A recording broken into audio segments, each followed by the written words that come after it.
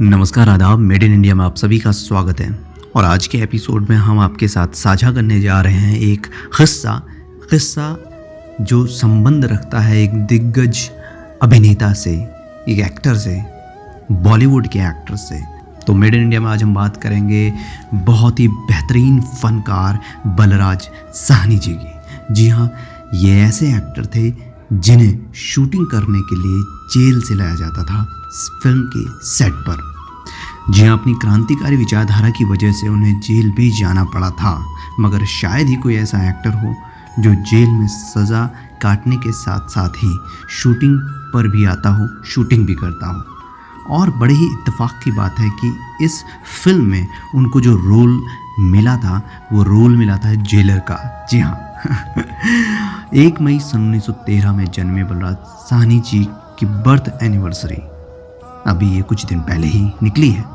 तो उनके जीवन, उनकी ज़िंदगी से जुड़ा हुआ ये किस्सा आपके साथ शेयर करने का मन हुआ।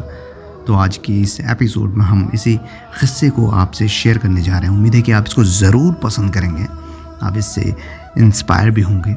जी हाँ, बॉलीवुड में जब बोलती हुई फिल्मों का चलन शुरू हुआ तो उसके कुछ समय के बाद ही बलराज साहनी हिंदी सिनेमा में आए और काफ़ी एक्टिव रहे। और 70 के दशक में उनका निधन हुआ था, मगर उनके निधन के करीब 50 साल बाद भी बलराज साहनी जी का नाम हिंदी सिनेमा के सबसे बेहतरीन कलाकारों की लिस्ट में लिया जाता है। आज भी वो नए कलाकारों के लिए एक एक्टिंग संस्थान है, एक एक्टिंग इंस्टीट्यूट है जिनसे लोग बहुत कुछ सीखते हैं।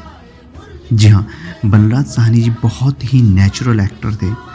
अगर बात करें, कुछ लोग अभी भी बोलते हैं कि नेचुरल एक्टिंग अभी ही निकल के आ रही है, तो जी ऐसा नहीं है।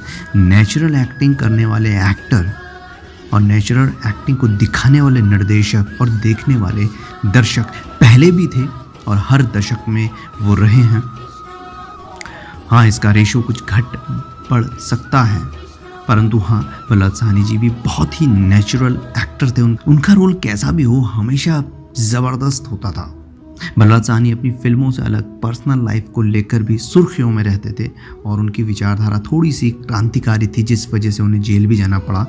और ये तब की बात है जब के आसिफ दिलीप कुमार जी के साथ मिलकर हलचल नाम की एक फ़िल्म बना रहे थे। तो इसी फिल्म में बलराज साहनी को भी जेलर का एक अहम रोल प्ले करने का मौका मिला।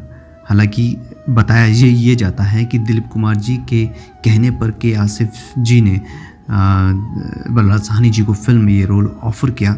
और बलराज साहनी जी की जैसे कि आदत थी कि वे अपने रोल को करने से पहले उसमें भावनात्मक रूप से, इमोशनली पूरी तरीके से उतरने की कोशिश करते थे। तो जब उन्हें पता चला कि उनका रोल एक जेलर का है तो ऐसे में वो के आसिफ के साथ जेल भी गए, जेलर से मिले और जेल का माहौल देखने समझने की कोशिश की। अब इत्तेफाक की बात यह है कि कुछ ही दिनों के बाद बलराज साहनी खुद जेल की हवा खा रहे थे और ये हुआ था उनकी क्रांतिकारी विचारधारा की वजह से।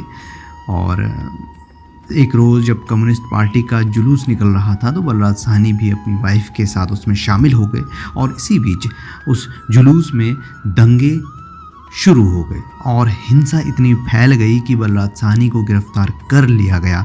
मगर जब फिल्म के डायरेक्टर के आसिफ को इस बारे में पता चला तो वे चिंतित हो गए, मगर वे फिल्म में बलराज साहनी को ही लेना चाहते थे। तो उन्होंने क्या किया, जेलर से बात की। जी हाँ, के आसिफ उस समय के बड़े डायरेक्टर थे और उनका नाम बड़ी बड़ी हस्तियों में गिना जाता था। तो जाहिर है कि उनकी पहचान भी काफ़ी नामी लोगों से थी।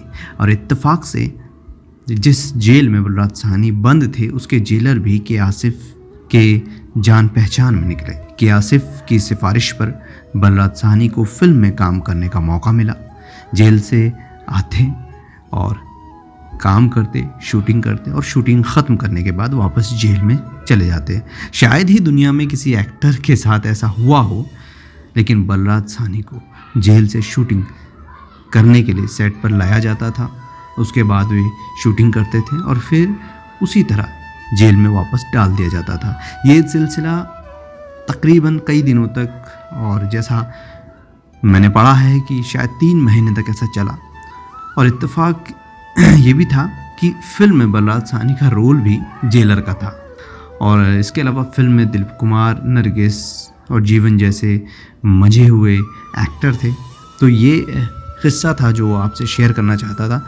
मेड इन इंडिया को समय देने के लिए आपका बहुत बहुत शुक्रिया। हमें सपोर्ट करें, आगे भी हम इस तरह के किस्से, कहानी, शेर, नज़्म, कविताएं आपसे शेयर करेंगे। और हिंदी साहित्य को प्रोत्साहित करने के लिए बहुत बहुत शुक्रिया।